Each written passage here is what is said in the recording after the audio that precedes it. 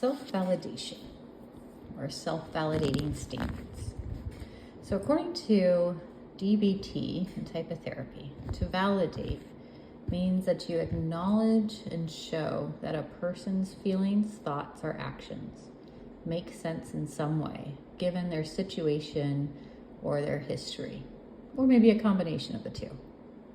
It does not mean that you agree with them in the sense of like the conclusion that they're drawing, but you could see how they feel that way. It means you recognize their internal experience as real and understandable. As an adult, or even as a person becoming an adult, we become our own parents. It's our job to provide ourselves with the loving support we need.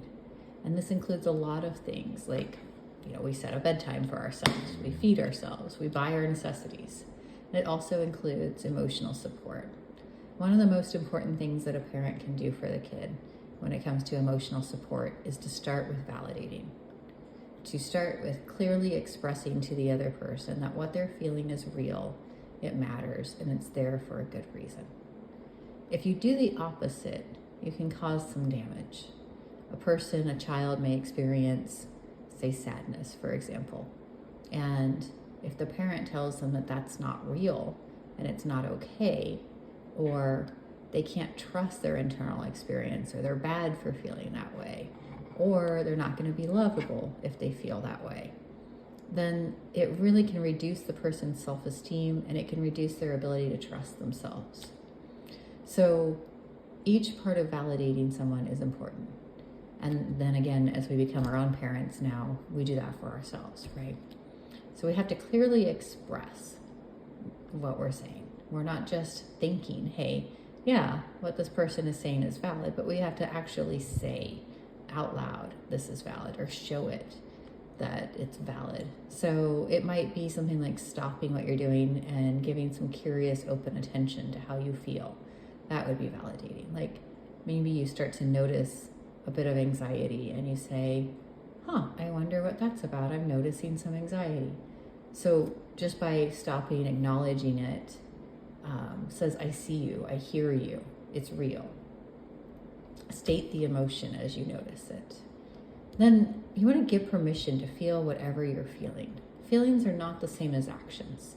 They are not good and they are not bad. They're all okay. All emotions are okay, and they're there to be helpful.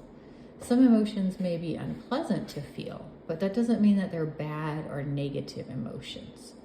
So validation may include a statement like saying, it's okay to feel sad.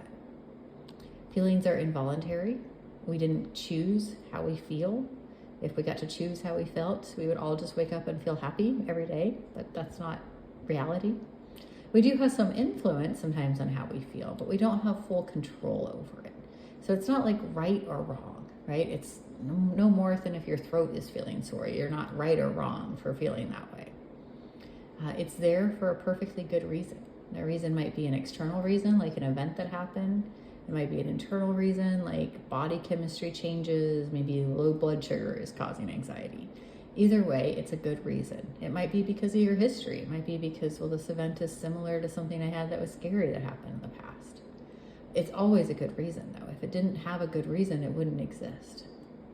So even if you don't know the reason, we can know it is caused by something because it exists. It can't exist without a cause.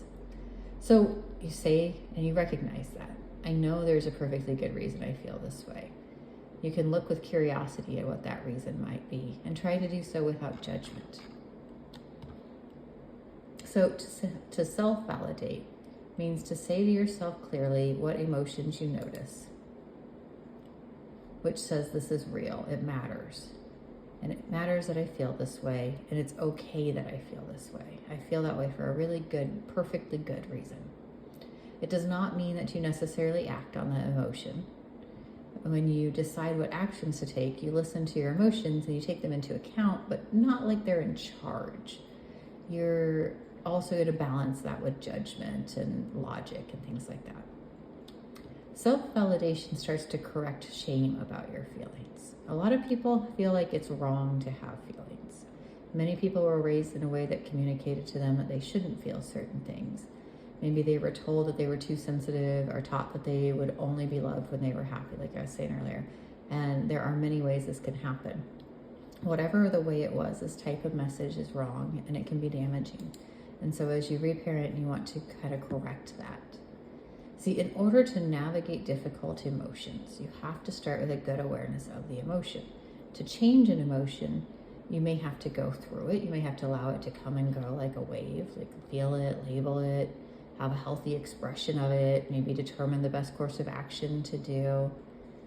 And you get that information on how to handle it from first knowing what the emotion is. And then you can come to the wisest solution on how to handle it. So it all starts with that knowledge, and you can't manage something that you don't know about. So we have to be okay with ourselves having our feelings to be able to look at them openly. And this actually helps us be in a position to change how we feel. So if a young kid feels sad and you tell them not to feel sad, well, now we've just added shame and confusion on top of the sadness. But if instead we're like, oh, I noticed that you feel sad, and they're like, yeah, and they explain why they feel sad, then that's where you can help them handle that sadness to get to feel better at another point. It's like, another example is if you were lost and you want to get somewhere, like you're driving or something. It starts with being able to take an honest look at where you're at. If you're lost, but you're ashamed of being lost, so you won't look around and see the street signs, you won't be able to figure out how to get to a better destination. So we have to say, wherever I am emotionally, it's okay. It makes sense that I'm here, and it's human to feel this way. And then we can start to act in a way that best helps the situation. So to validate yourself is to say clearly what you're feeling. Say that it's there for a good reason and it's okay to feel it. For example, if I feel determined right now, I could say, I feel determined. It's okay to feel determined. It makes sense, it's human, and it's real, and I feel determined right now. The self-validation assignment is to validate one pleasant emotion and one unpleasant emotion out loud each day. So for example, you could say, today I felt happy this morning when my favorite song was on. I was dancing and that felt good. It's okay to feel happy sometimes. It matters, and it makes sense that I felt happy. This afternoon, and then the unpleasant one would be this afternoon, I felt sad when my coworker talked about her mom being sick. I felt a lot of empathy for her, and that's okay. It's human to feel sympathy and sadness for someone. It's there for a good reason, and it's okay that I felt sad. So the assignment is to make one statement for a pleasant emotion and one statement for an unpleasant emotion each day out loud. And you validate each one. You do these statements at the same time each day. You try to make it a habit. Typically, this assignment is done for about 6 weeks at a minimum. Sometimes 6 weeks is plenty, and sometimes people really see a lot of benefit and they want to continue doing it. It wouldn't be forever. It's until you get in the habit and you kind of maintained that habit of doing this internally on your own automatically. So you do it every day, even when you don't feel like you need it. It just helps your brain get into that habit of validating your feelings instead of invalidating them. And it helps you start to be less ashamed of your feelings. It builds trust in yourself. And then you can increase your awareness of your feelings, which helps you learn to manage and react to them better. It helps you build the trust that you have a reasonable and human emotional reaction to things. It builds confidence and self-esteem. Last thing, again, feelings are not actions. Just because you're sad doesn't mean the best action is to lay in bed all day. You can feel sad, you can not want to do anything. You can validate that, and it can be okay to have that feeling, but it still might not be the just choice to act on it. It depends on the situation, and you have to add the logic in order to figure that out. So I'm not saying that you give yourself permission to act on however you feel. You're just acknowledging the validity of the feeling, and then the action itself is a separate thing.